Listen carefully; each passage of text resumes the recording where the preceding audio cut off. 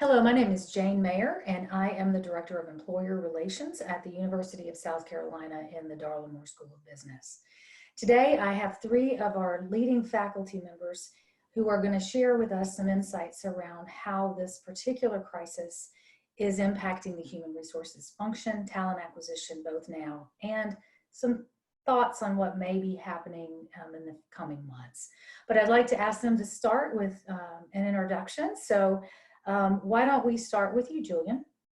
Okay, good morning and thank you for tuning in. So my background is before joining the faculty at South Carolina. I spent 43 years with Shell, most of those in human resources roles, based in both the UK, where I started, and as you can tell, come from, the United States, and then 12 years in Asia, Singapore, Malaysia, and Brunei. And at South Carolina, I teach mainly HR in the global firm, also a consulting class and a study abroad class. So that's basically my background. Thank you. Pat.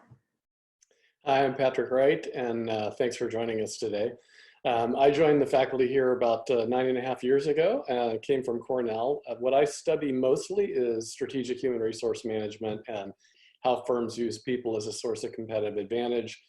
Secondly, the chief HR officer role, and then more recently, CEO succession and other types of executive succession. And so my work over the last 15 years has brought me into close relationships with a number of chief HR officers at Fortune 100 companies, and then more recently CEOs and board members at big companies.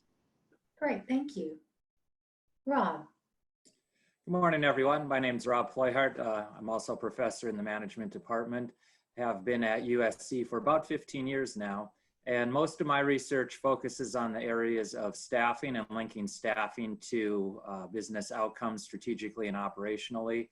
So for example, trying to understand how recruitment practices or selection and hiring practices contribute not just to better performance, but also better organizational effectiveness and competitive advantage.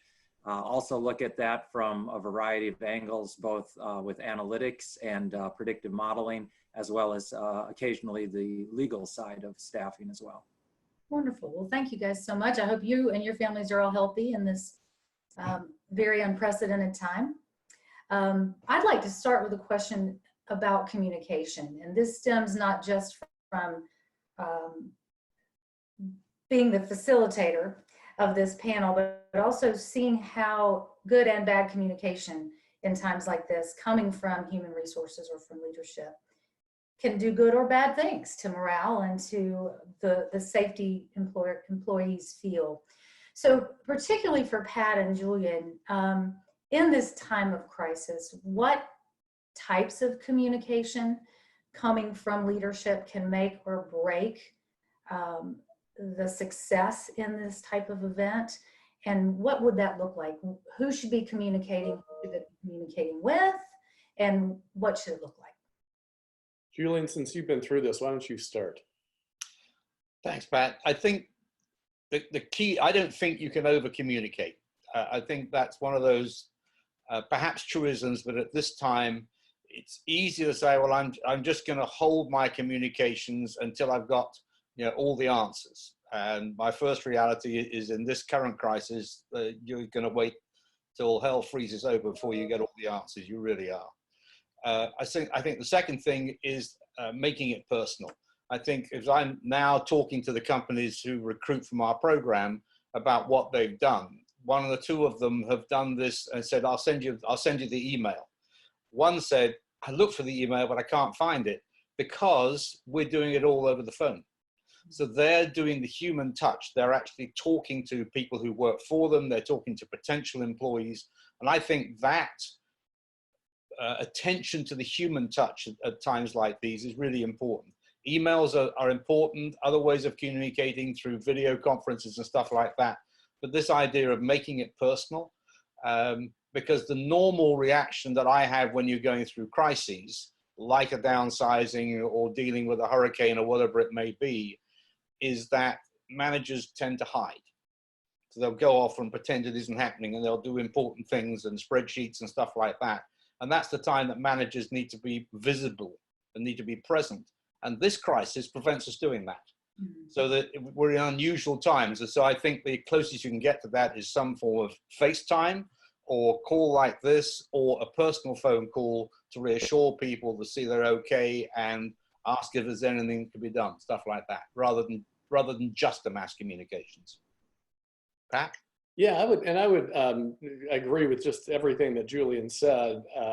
The way I like to think about it is that the communications at this stage really should have kind of three things. One is more, as Julian mentioned, and that is that you can't over communicate in a situation like this. So whatever level you were communicating at before, you probably need to do 4 to 5 times that level of communication now.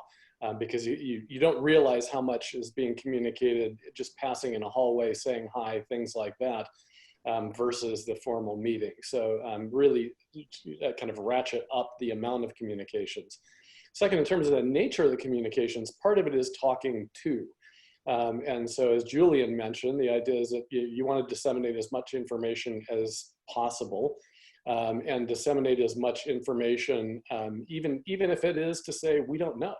We're waiting, we're uncertain about this, but to be as kind of honest and transparent as you can as you're talking to people. And the nature of that communication, I love both Ken Chanal and Ron Williams talk about the idea that the job of a leader is to define reality and give hope. And so I think part of that communication is defining the reality that the organization is going through right now and giving hope for what it's going to look like when it comes out. And I think, as traumatic as all of this is right now, we do know there will be an end. We don't know if it's 2 weeks, 3 weeks, 2 months, 3 months, but we know there will be an end. So to be able to give that hope. But the third thing that I think is important is hearing from. And that is that it's not just disseminating information out, but it's also hearing from the workforce. And really, if you think about what I think a lot of CEOs are doing right now, and a lot of leaders are the equivalent of maybe a Zoom town hall, where they're giving their platform to 100 or 200 or 2,000 people at one time. And that's great for disseminating information to them, but it's not an ideal platform for hearing from them. And so I think when Julian talked about picking up the phone, being on one-on-one calls with people, to me, that's the way you get to hear from, where, rather than somebody getting to ask a simple question in a town hall, if you have 15 or 20 minutes with them where they can talk about, what is this entire crisis doing to my family? How is my family coping with this? How are the decisions the organization's making impacting me and my coworkers? What are the things that I need to be thinking about as we begin to move forward from this? So to me, those are the three things: is more of it, communicating to, and then hearing from the workforce. Pat, you have put some very interesting things out on LinkedIn in the last few weeks. Related to this, you mentioned in one of your articles the importance of communication with individuals who may be furloughed or let go, that there may be an intention to bring them back after all this is over with. Can you elaborate a little bit on that from a standpoint of why that's important? Well, yeah. So, again, what I see going on clearly in organizations today is communicating with our current workforce, those that are still on the job that are now working from home. But if you take a number of industries like retail, hospitality, airlines, they've had to furlough thousands and thousands of employees. But again, the reason they say furlough is the idea that they want them back. They assume that when this crisis is over, those people are going to be coming back. And so, what I've been trying to reiterate is don't forget about those people in your communications, because for a number of reasons. Ultimately, the idea is that you want them to be engaged to the organization in kind of a psychological and emotional way, to feel like they're still part of it, that even though they may be at home not getting a paycheck right now or getting a government unemployment right now, but that they are still part of the organization. And so, there's that instrumental reason that organizations should do that, but there's also the societal reason, and that is that, work provides us identity, it provides us meaning and purpose, and it provides us community. And what we know from all of the social science literature is that when there's an economic downturn, depression goes up, Anxiety goes up, substance abuse goes up, suicides go up, all of these negative outcomes for people that have lost that identity, meaning, and community. And so again, I think, organizations that really want to engage employees, it's not just about communicating with the furloughed employees because they're going to come back at some point and you want them to be engaged, but it's communicating to them in ways that allows them to understand, that they still have an identity as part of this organization, and in their job, they still can find meaning in what they're doing and meaning in the work that's going to come back, and that they, are still part of a community within the organization. Again, whether that's creating a separate website or communication platform for those that are furloughed, for them to share ideas and be part of that community. And to me, I think given the need to have them engaged when they come back and to address these societal problems, it's important for organizations to think about those people as well as the current employees. Sort of related to that, Rob, your area of expertise in staffing, we in the Office of Career Management, which is where I'm housed at the Moore School, we have heard of a few students having their full-time offers rescinded, not as many, honestly, fortunately, thus far as I had thought. But, this is unknown territory. How do you think this will impact staffing, particularly early career staffing this coming fall for students that are going to be in the market? Yeah, I think the reality of it is that we don't know for sure what's going to happen coming into the fall. And I think a lot of the projections around staffing from some of the companies that I do work with and a lot of the consulting companies that I do research with is that there's a lot of uncertainty, and the uncertainty is primarily driven by how long this lasts. So for example, in one scenario, if things start to wrap up in, let's say, the United States, where we maybe hit the peak of this in May, give or take, and things start to get back to normal sometime during the summer, the projections that I've seen would suggest that there's going to be a lot of pent-up demand. And so most graduating students probably are not going to be as affected as badly as you might think. On the other hand, if this drags on, if there's resurgence in major urban areas, like we hear could happen, then I think a lot of things are off the table. And I would not be surprised if at that point we see a lot more reduction in hiring, certainly full-time hiring. But one thing I'd like to add on to what Pat had said just a minute ago about organizations paying attention to their employees is that from the candidate side, some of the data that we've been seeing since the pandemic hit the United States is that there's a period of time where employees are willing to wait and see whether they're furloughed or related. And then there's a point where it seems to be about 2 months or so where they anticipate they're gonna quit and start looking elsewhere, right? So I think this point about communication is really vital, because to the extent that an organization can keep those employees, the communication piece is key. Keeping the identity with those employees is key. I think that if you lose that connection, then you're going to see furloughed employees looking for jobs elsewhere a lot sooner than might otherwise be the case. And just to add on to that briefly, some of the work we've been doing with Harvard suggests that and this is primarily in retail, quick service, those kinds of industries that have been most hit by this. Those employees, former employees, are not looking to go into jobs that are customer facing at this point in time. So you're really seeing kind of an exodus from high customer contact, entry-level jobs to jobs that have less contact with customers. Could I add one thing onto that, Rob? I think we have a parallel by way of good practice and how it plays out. A number of companies who are forward-looking take this sort of approach with women who leave the workforce to start a family and choose to take some time off before they come back in. And the companies that I've talked to who've reached out to those people, who've kept in touch, who've kept them on their email distribution lists or their bulletin list and things like that, have had greater success in attracting them back into the workforce when they're ready to come back. I don't know if that's shared with your experience, Pat or Rob, but that's something which I've seen. And I think that's a practice we can lean on as an example of what works. Mhm. Julian, to take you sort of down a related path, that type of communication requires a certain competency around communication within the HR field. With young HR talent and talent acquisition folks that are in the market, so a lot of the talent acquisition people we work with in the Office of Career Management are young in their career because they're out recruiting as part of a rotational program potentially.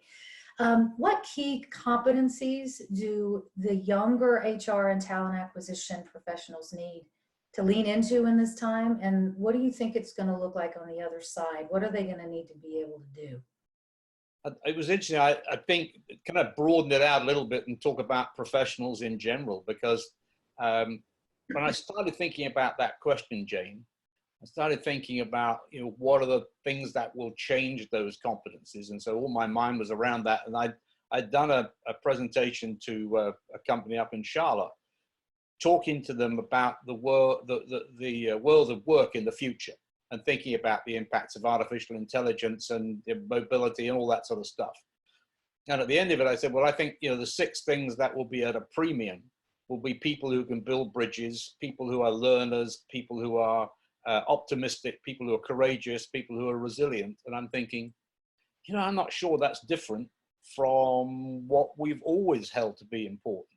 If I'm looking for somebody to come into an organization, I want them to be willing to take tough decisions and be courageous. I want them to be able to bounce back from events like this and be resilient or other setbacks. I want them to look for solutions, believing there are solutions. I want them to be optimistic. And I want them to build bridges, because of all times now is when building bridges is needed. And lastly, I want people to learn. This phrase about, in the times of constant change, the learners will inherit the earth and the knowers will be equipped for a world that no longer exists. So I'm not sure that there will be that many changes to some fundamental competencies. How those are executed and displayed, I think, may be different. But I'm thinking about, you think about learners, and we think about whether or not that's confined generationally. The older you get, the less you learn. And at the moment, I'm in a group of studies with people in their late 70s and early 80s. They've figured out Zoom. I mean, we had to hold their hand a little bit, but they have figured out Zoom. So I think people will learn to deal with this new reality.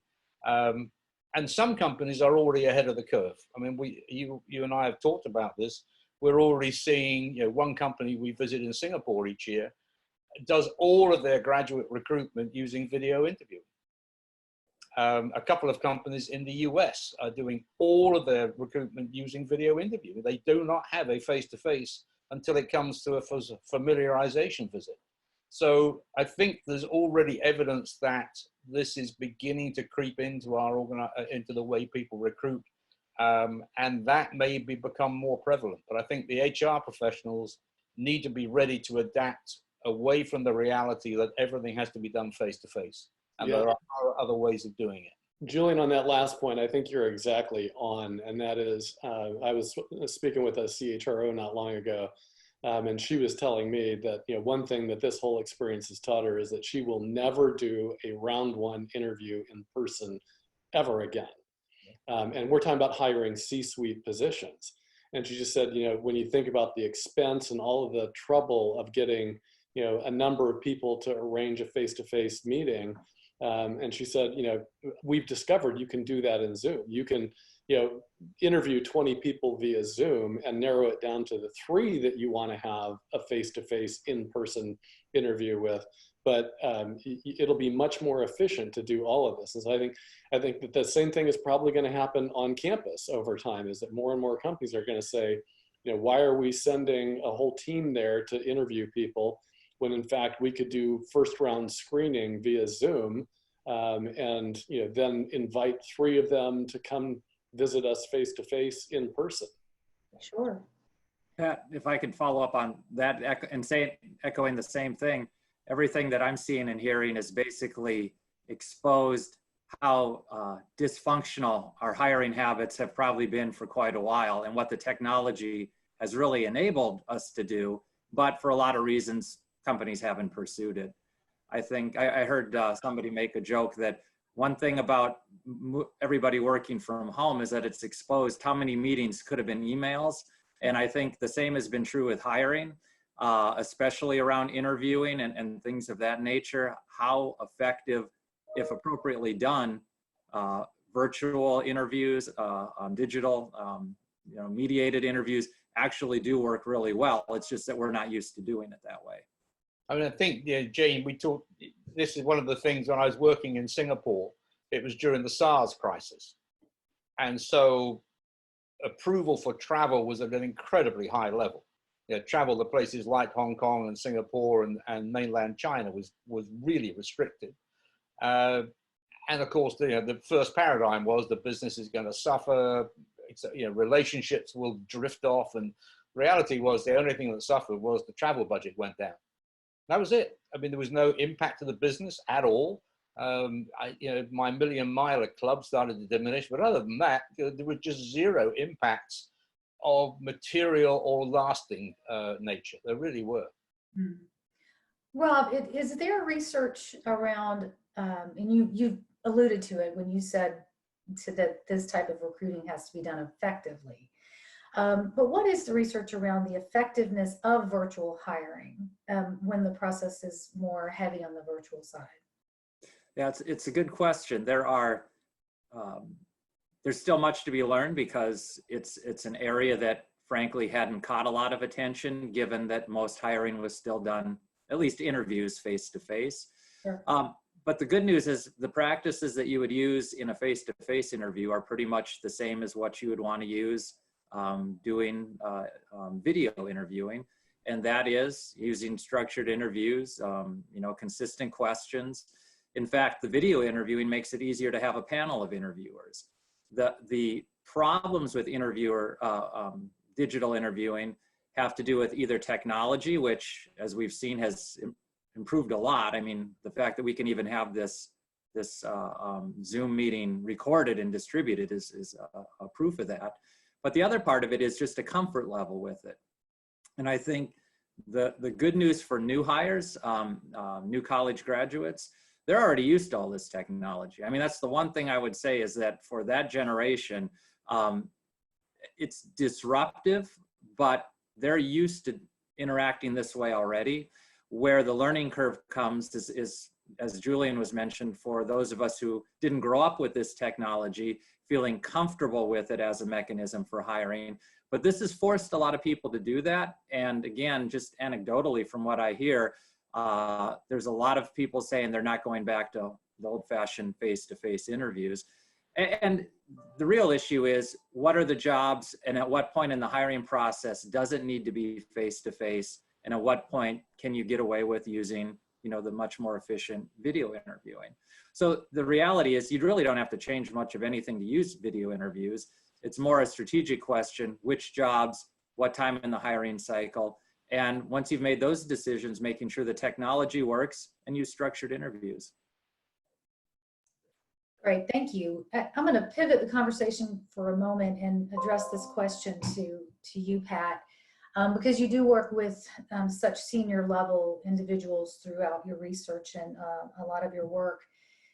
For CHROs and other senior folks, where is the line for them right now in this crisis between managing employee safety, business continuity, and this transition to work from home? Where's the line between that and them being employee advocates? I mean, a great question, and there's not an easy line to draw, and I'd be really interested to hear Julian's observations on this as somebody who's had to weigh that in organizations. But I think what you see right now, again, the employee advocate where that's going to come in more is on these decisions about layoffs, pay cuts, furloughs, all of those things of trying to represent the interests of employees to say, is this the best way to handle if it's a layoff or something like that, or are there other ways? In fact, there was a big discussion among all of the HR academics about research of laying off 20% of your workforce versus asking the entire workforce to take a 20% cut. And there's not really much research on that. A lot of anecdotal stories, but not much research on that. But that's really the employee advocate role. And then the other piece is the employee advocate role, but it's with what you said with regard to safety. And that is, you've seen a number of organizations that, particularly the retail stores that are open now that have put the plastic glasses up to protect employees. They're providing, masks and gloves to employees. And so, they're doing everything they can to ensure that those employees that are still going to work to maintain the business continuity are as safe as they can possibly be. And I suspect that is going to be one of the things that we're going to see as we move out of this, in this kind of phased re-entry into the economic activity, is that there will be a lot of companies that will be focused on, as we bring people back, what are the safety measures we can take to protect them, so that we can open up our businesses, we can do have more economic activity, but do so in a way that ensures the protection of employees that are working, that they're not getting sick as well. And then when you get into the work from home thing, the biggest issue that I hear companies talking about right now is, how do you know which jobs, again, when we come out of this? Somebody asked me the other day and they said, we've had a number of people over the years that have asked to work from home, and we told them that they couldn't do it. And now that we're having them work from home, how do we make that case that they can't do it anymore? And others are expressing this concern about, how do we measure productivity when somebody's working from home? And so again, as we come out of this, I think what we're going to see is, much more of openness to being able to work from home and some flexibility. I don't think it'll be, some jobs it might be that, call centers and things like that, you can work from home and we can track the amount of time you're spending on the phone, the number of calls you're handling. That's easy. If you're talking about something where there are less kind of tangible or measurable productivity outcomes, then it may be more difficult, and it may be that we're going to say, okay, maybe a couple of days a week it's fine for you to work from home, but we still need you in here 3 days a week. Just partly from the standpoint of being able to track what's going on, update people, and so on. So again, these are the things that, I think this has been a huge opportunity for HR professionals, because the organization has relied on them to both design the strategies for how to do this and to implement those strategies and to do so quickly. And as we come out of it, it's again going to be falling on HR to design, the new way of working as we go back to kind of a normal economic activity level. And so, again, I'd love to hear Julian talk about what this looks like when you're in the middle of it, but this is what I'm hearing. Thanks, Pat. I think one fear I would have from this, because I agree entirely that we've lived with this FaceTime model, as in, if you're not in the office and I don't see you there, 10 or 11 hours a day, even though a couple of those might be taken doing unproductive work, but you're there for 10 or 11 hours, towards measuring outcomes. My cautionary note would be, and I'd speak here particularly, frankly, to people in managerial roles and to HR professionals in business support roles, is the worst thing that could happen out of this would be for the HR professionals to say, I can do my job from home. This is pretty easy. I mean, basically, if somebody wants to FaceTime me, I'm available at home. I think the danger of people diving back into their offices and getting up on their computer and producing flip charts and PowerPoints and all that sort of esoteric stuff, that they will lose the moment where an employee just needs to pop in and chat. And I think that's something which I used to encourage my younger HR professionals, if they were working in a factory or a refinery or whatever it may be, get your overalls on, be out in the coalface, be out walking around the plant. Do not be sitting in your office. Nothing good comes out of an office in those days. Get out there. And I think if we lose that, it'll be a shame. I have a particular one where I remember after one of the big hurricanes in Louisiana, and one of my team and I went and visited every refinery after that. We were talking to some of the HR professionals, You know, what were some of the good things that came out of it? And they said, well, because we were dealing with employee loans and helping employees get time to build resources to rebuild their house and stuff like that, we had to get out into the plants, into the control rooms and talk to employees. And it fundamentally changed the nature of our relationship, because now they didn't say, oh, we got to go see HR. It was, look, when Amanda comes around, you know, we can chat to her then. It just changed it from being HR to Amanda or George or Fred or whatever it may be. It changed the whole nature of the dynamic. And I really would like to think that we will not fall into that trap of, because I've worked from home during this crisis and extraordinary circumstances, that will be the new norm. I'm talking about employee-facing HR people and leaders, as opposed to somebody who genuinely could do a job like a service center or a backroom compensation role or what have you. But I am talking about the people who do have employee-facing roles. It'd be a shame to throw that away. Yeah, Julian, I would go back to what you were talking about earlier and the idea of people who can build bridges and build relationships. And again, deep relationships are built on more than scheduled meetings. And you know, while this allows us to communicate, we have to schedule it in advance, where the relationships really come over coffee, over lunch, over running into people in the hallway, you know, the informal types of activities that give you an insight into somebody's personality, their style, their family, their interests, all of those things. And so I agree 100% that, you know, the worst thing that could happen is that we turn this into a virtual world where we think that everybody can communicate via Zoom or some other technology and lose the ability to form deep relationships. Well, and Pat, you can probably see examples of that in the past, right? So like gig employees, contingent workers, and so on. I mean, there's a time and place for employees like that, and other types of roles that can't be outsourced in that way. And I think we can learn from those environments to understand what happens going forward.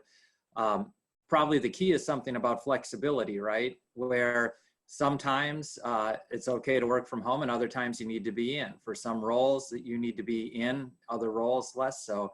You know, if there's a lesson to come out of all of this, I think it's rethink the way we might have been structuring work and use the technology to enable an appropriate amount of flexibility, but not lose sight of that core, which is exactly what I think you were saying, Pat. Those relationships that need to take place for innovation and just for a sense of belongingness. Rob, related to that, so I've been on the phone and a lot of Zoom with employers who have interns coming in this summer. And Julian, you have as well. The vast majority of the companies do not want to cancel the internships, but they are having to move them either to a later start date and or virtual experiences. Mm-hmm. So how does an employer make a virtual internship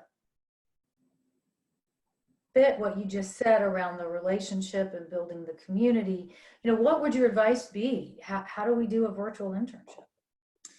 I think I think that's uncharted territory for many of us, certainly many organizations. But my hunch would be it has to be a blend of, these kind of Zoom type, town hall type interactions so that you see other people that you're on the same team with, as well as more of the remote work that's done probably more individually or in small groups. I'm not quite sure what an entirely off-site experience would be for something like this, but at the same time, the flip side of it, for a lot of these students, it's not such a different experience than what they're used to. At least from the ones that I've had in my undergraduate classes, they seem more comfortable texting than they do communicating face-to-face sometimes. I'm not sure this is going to be so different for some of them, but the part of the experience they're going to lose is what it feels like to walk into an office setting, your first day on an internship, with seeing face-to-face people more seasoned than you, more experienced than you, older than you, different from you. That part of it and what work means is going to be, I think, lost in all of this. So the big question will be, can you capture any of that? And is there a way to do that digitally, not to reproduce it, but at least get closer to it? And there, I'm not sure what that would be. You know, maybe it's some kind of like peer, very well thought out peer and networking types of programs. I don't know, but the face-to-face part is I just don't see how you reproduce or replicate that. Yeah, Rob, you're so right on that one. Is that, you know, we've got great experience with, you know, we've got relationships, we've worked together for a number of years, and now we convert to Zoom. That's not a problem. For somebody who has no idea, no relationships, no sense of the culture of an organization, to begin their entry into an organization via technology is just something we've never seen before. And I'm not sure how well it's going to work, which is one of the reasons we're hoping this will all go on, but, you know, it won't go on much longer. But, you know, again, you just think about when you walk into an office and you can see the looks on people's faces. Are they happy? Are they intent? Are they communicating and joking with one another? That's what you don't capture in this technology. And that's really the essence of culture in an organization. So, you know, again, I think if it's an organization that has a strong culture, you can maintain that culture while using the Zoom. But if you're bringing somebody in, it's going to be virtually impossible to communicate what that culture is like to them, to have them experience the culture like they would if they were physically there. I mean, I am recalling a visit a few years ago to Singapore Airlines, which is, you know, well known for its customer service. It's always ranked number 1 or 2 in the world.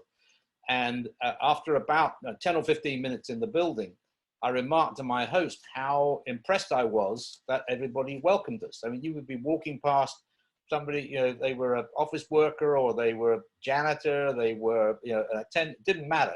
They would all say, good afternoon, how are you? Are you enjoying your visit? Welcome to Singapore Airlines.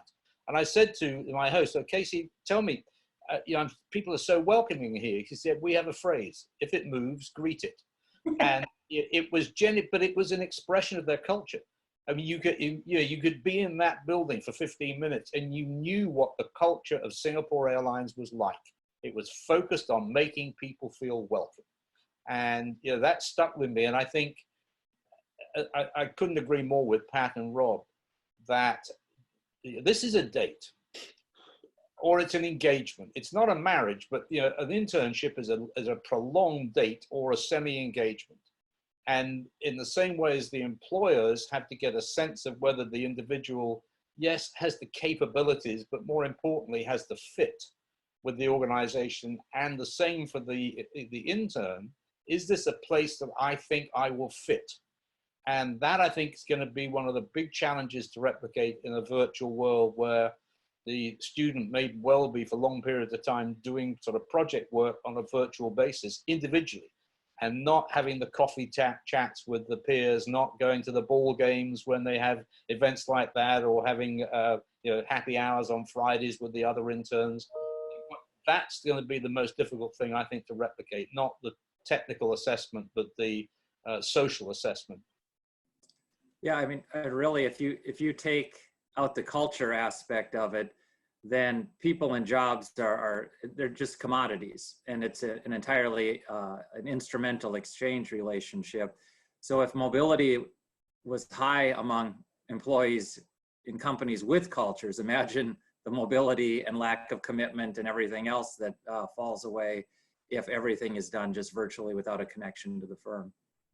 Yeah, and you know, and Julian is really big on telling our master's students before they go out on internships about exactly the things that he was mentioning. You know, if there's people going to a ball game, go with them. If they're going out for coffee, go with them. You know, build those relationships. And I think where a lot of students on these kind of project-based internships are going to face a challenge is, how do you balance the need to maintain communications and to be really clear about what it is that's expected of you, without coming off as you can't self-motivate or you can't figure things out on your own.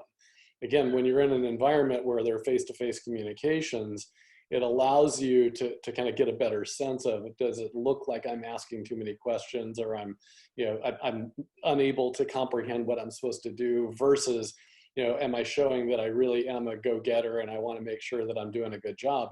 And so, again, when you're seeing people face to face on a daily basis, I think it's better, you're better able to balance that versus this environment where if you're sending an email, every hour to your boss to ask him a question, on the one hand, that's a lot of communication. On the other hand, it may make them think that, you can't work without specific direction. So that's going to be the balance that I think people are going to have to find. And because we've never been through this, I'm not sure there's any real good guidelines for how to manage that.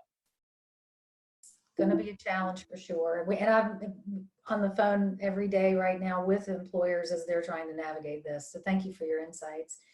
Pat, real quick, I loved this in one of the articles you put on LinkedIn, this people plus work connection initiative that's being driven by a couple of key companies. Can you just briefly describe what that is? I think it's really awesome. Yeah, so the idea, it was started by a couple of people at Accenture, Ellen Shook, who's their chief HR officer, and Eva Sage Gavin, who runs their talent practice, in conjunction with Christy Pombianchi, who is the head of HR at Verizon, and Pat Waddle, who's at ServiceNow, I believe, and Lisa Buckingham at Lincoln Financial. And in any case, one of the things that they realize is that we're in this kind of a unique situation where, again, we don't know how long this is going to be, but we know that it's not going to be forever. And so, you've got a bunch of companies like Walmart and Amazon that, are just going bonkers right now as everybody's trying to shop there, as everybody's trying to buy online. And so they're hiring hundreds of thousands of people. While you've got other companies, airlines, hospitality, all of those, they're furloughing hundreds of thousands of people. And so the people plus work connection was developing a platform that Accenture will be the ones that will run the platform, but a platform where you're able to connect. If you're furloughing 10,000 employees and somebody else is hiring 10,000 employees, those employees can kind of go on and figure out, here are the, say, my top 5 competencies and what my job title is. And the company that's hiring can say, well, here are the competencies we're looking for and a job that might be similar. So the example they use is that, you might be a concierge at a hotel and the hotel's furloughing everyone. Well, you may end up being a greeter at a Walmart because you're used to greeting people as they come in. You can up it beyond what Walmart normally does. And so the idea is that how do we create the connections between companies to be able to almost share workforces, and so you classify yourself as you're a supporter of it, you're somebody who's laying off people, or you're somebody who needs more talent. You get your employees to do this, fill out the stuff online, and then that allows a much kind of frictionless way for companies to make that talent connection. And it's what I think is great about it is, again, the frictionless nature of it, but more importantly, rather than companies just telling furloughed employees, you're on your own, they're actually taking active steps to help those employees find employment in the short term. And again, I think Amazon knows they're hiring 100,000 people right now that they won't need a few months from now when everything gets back to normal. And so it's kind of a nice way to manage this temporary ebb and flow between companies, and for the companies to be actively involved in showing this advocacy for employees to try and help them manage through this time, which we hope is over soon. Great, thank you for that. So to each of you, when this is all over and you look back, how is great HR going to be described? Who wants to take that one?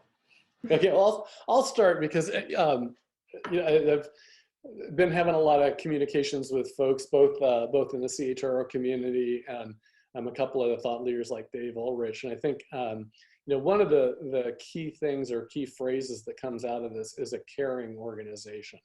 And I think that's one of the things that we'll see is Organizations that are able to display that they care about their employees through this are going to be the ones who are going to thrive on the other side. We always hear companies talking about the employee value proposition, and this is going to be an opportunity for companies to either show that they've purely got a transactional EVP, that it's all about wages and benefits and all of that, or it's actually a relational EVP, that it's about culture and value and emotional attachment to organizations. And so as we come out of it, I think the organizations that demonstrate that they're caring organizations are the ones that are really going to be better in their ability to attract and retain the best human capital. And think about, where is that going to come from? That is all going to be HR.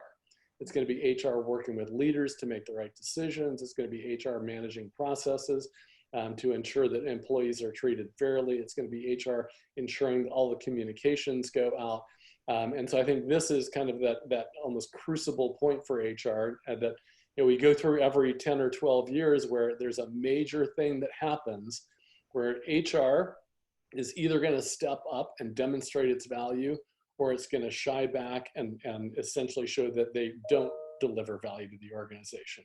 So it's going to create variation. Great HR is going to stand out through this process. Poor HR is also going to stand out through this process. Yeah, if I could just draw on the lessons of a specific period of time. When Hurricane Ike was taking aim at the Port Arthur, Beaumont area, so southeast Texas, I had a phone call from my boss over in The Hague, which was extremely explicit and detailed in its nature. And it was simply this: do the right thing and send me the bill. And that translated into a range of things, but included using contractors to be able to clean out employees' houses and get flooded carpet out, and providing them with skips and cutting out drywall because the contractors at the refinery couldn't work because the refinery was shut down. So we were able to use those in a productive way to help our employees. We partnered with one of our catering contractors and fed first responders for a period of weeks in the town. Later that year, we were in the major negotiations for the oil industry, and the Port Arthur refinery was the first one to settle. And there's no doubt that part of that was a sense of ownership and a sense of partnership, reflecting how employees have been dealt with during the course of crisis. We didn't do it for that reason. It was doing the right thing, but it came back in different ways. And Dr. David Jeremiah was the pastor of Shadowbrook Church, or Shadow Mountain Church in San Diego, was talking on Sunday, and he said, character is not developed during crisis. Character is revealed during crisis. And I think in this case with companies, culture will not be developed during this crisis. Culture will be revealed, and employees will see the true nature of the companies for whom they work. I couldn't agree more with Pat on that. Any thoughts, Rob? The only thing I would add is that I think this is a chance for HR to not only show leadership for their organizations, but societally as well. I think the world has been moving in that way for some time. And I think HR has in many ways really been much more forward thinking than sometimes our governments are globally. And I think this is an opportunity for HR to really show that it not only has an opportunity to influence the business, but countries, society, the global community.